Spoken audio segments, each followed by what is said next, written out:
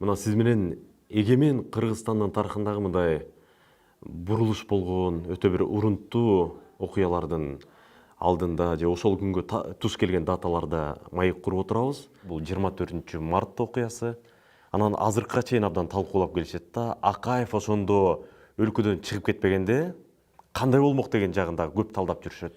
Сиз өзүңүз кандай ойлойсуз? Мындай Сиз өлкөдөн чыгып кетпегенде окуя башкача өнүгөт беле?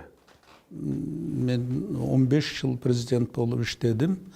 Ошол 15 жылдагы эң татаал, эң кыйын чечим мен үчүн ошол 24-марттагы республикадан чыгып кетүү чечими болду да. Себеби мындай болду. Эми биз ойлогон эмеспиз ошол күнү алатоо аянты толук жана криминалдар чогулат деп. Эми ал криминалдар чогулганын кийин ачык айкын болбоду. Өзүңөр билесиңер, мына мисалы Раматалык Баяман өзү парламентте чыгып сүйлөбөдү. Мына кечээки революцияны жеңишке алып келген негизги күч мен болдум. Мен 5000 аскер алып келип, анан жеңип чыкты. Ошон үчүн мага бийликтин бир бутагын бересиңер деп ачык айкын ошо парламентте сүйлөдү. Анан кийин президенттик шайлоого катышам деп атылып кетти. Туурабы?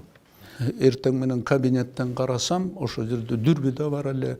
Көрдүк ошол бир 15 миң кишинин ичинде 10 миңден ашыгы негизинен ошо криминалдар, көбүн ичирген, ошол криминалдын баарын ак үйгө каршы коюп койгон.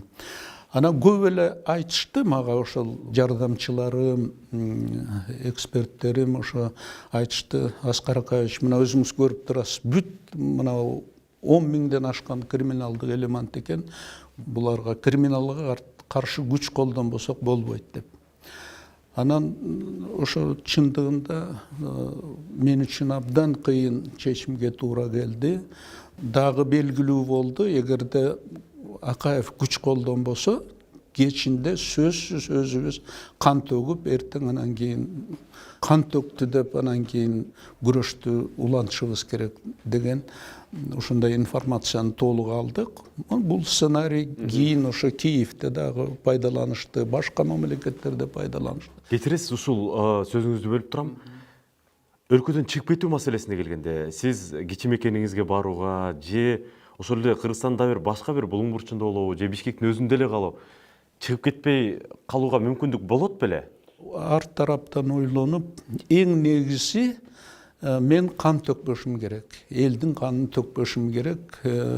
Эч кандай бийлик адамдын өмүрүнө татыбайт. Ошондуктан мен кан төкпөшүм керек. Биринчи, мен баарын айттым. Эң акыркы приказым дагы өзүмдүн мына охрананын начальниги айтты, ушундай: Аскар Акаевич, военныйлар все советуют применить оружие дегенде айттым.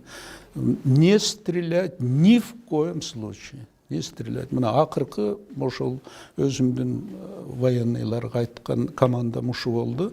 Анан мен чечим кабыл алдым, ушу республикадан чыгып кетиш керек. Себеби мен Кеминге барганда, анан кеминдиктер көтөрүлөт, конфликт күчөмөк да. Анан тем более кечинде кан төгүшсө, кан төгүлгөндөн кийин конфликт өтө чоң масштабта эметилди. Ошон үчүн мен ойлодум, мен лучше пожертвую властью, республикадан чыгып кетишим керек. Ошентип дать возможность тынчтык жол менен жаңы бийлик келсе дагы, бирок кан төгүлбөсүн элге деп. Мына ушундай менин чечимим ушундай болду да. Анан туура эми күнөөлөп жүрүшөт, ушундай качып кетти деген, кийин күнөөлөштү. Ошондо Акаев күч колдонуп эле ошол криминалды тартипке чакырса болмок. Мына ушундай кийин көп каталыктарды, көп кыйынчылыктардан өткөндөн кийин эл ошентип айта баштады. Бирок мен ойлойм, ошо күнү туура чечим кабыл алгам деп. Себеби мына өзүңөр билесиңер, мына Аксынын окуясынан дагы урок болду. Мына ошол жерде кан төгүлүп, өзүң айткандай туура, ошо мен президент болуп турган учурда ушундай эң начар окуя болуп калды да. Ошондуктан мен экинчи кан төгүлгөнгө жол бербешим керек деген чечимге келдим. Бул чечимден кийин сөзсүз ошол кан төгүлгөнгө чейин мен республикадан чыгып кетишим керек. Аскар ага, сиз сөзүңүздө айтып калдыңыз, ошол күнү терезеден караганыбызда ичип алган криминал деп. Криминал экенин сиз кантип көрдүңүз? Жок, маалыматта жеткизишти. Анан ошол жерде биздин охрананын адамдары, СНБнын адамдары ошолор арасында жүргөндө. Анан бирок дүрбү менен деле көрүнүп турду. Ошо дүрбү алып келишти. Дүрбү алып келип, мына көрүңүз, ишенбесеңиз көрүңүз, мына улардын кебетесин көрбөйсүзбү? Булар ушу жөнөкөй адам эмес, мына криминалдар деп баары. Анан чындыгында эми криминал көрүнүп турат баары. Сиздин башкаруу учуруңузга туш келген ак суу окуясы 17 март күнү болду эле. Ак суу окуясында жанагынча адам тилекке каршы жарыкчылык менен кош айтышты. Бул сиздин башкаруу учуруңуздагы мындай абдан бетке чүркөө болгон окуя болуп калган эми ачуу чындык. Атуу жөнүндө буйрук чын-чынына келгенде ким тарабынан берилген? Туура айтасың, иним. Ошол мен президент болуп турганда эң ушундай эң татаал ошол окуя болду, ак суу окуялары. Мунун баары толук талкууланган, күнөөлүүлөрдүн баары жазасын алган. Ошол кезде өзүңөр билесиңер, бул атуу жөнүндө эч кандай команда берилген эмес. Мунун баары өздөрү атып, ошону анан кийин жаба башташты да. Ошондо баары такталып, Совет Безопасностьтун ачык өткөзүп, баарын докладты бүт эл уксун деп, эл угуп, баарын ошондо канааттанышкан. Ошо комиссияны башкарган Танаев абдан адилеттүүлүк менен баарын талдап чыгышып, күнөөлүүлөрдүн баары аталып, жазасын алган болчу. Анан атуу командасын эч ким берген эмес. Тем более жетекчилердин ичинен эч ким андай атууга маселе бермек эмес. Мен айтаар элем, мына бул маселе жөнүндө Бекназаров өзү кийин генеральный прокурор болуп, өзү изилдеп, анан айткан, мына ак суу окуяларына эми тактап келдик, мына Бакиев күнөөлүү экен деп. Себеби Бакиев ошондо премьер-министр. Анан ден соолугум начарлады, оорудум деп, мен ошондо сырт мамлекетте расмий сапар менен жүрүп келдим эле. Анан ал киши Бишкекте жумушта эмес, Жалал Абадта санаторий бар болчу. Ошо санаторийде как бы лечение алып жатыптыр да. Анан ошо Бекназаров айткан, буга ошол Бакиев күнөөлүү экен деп.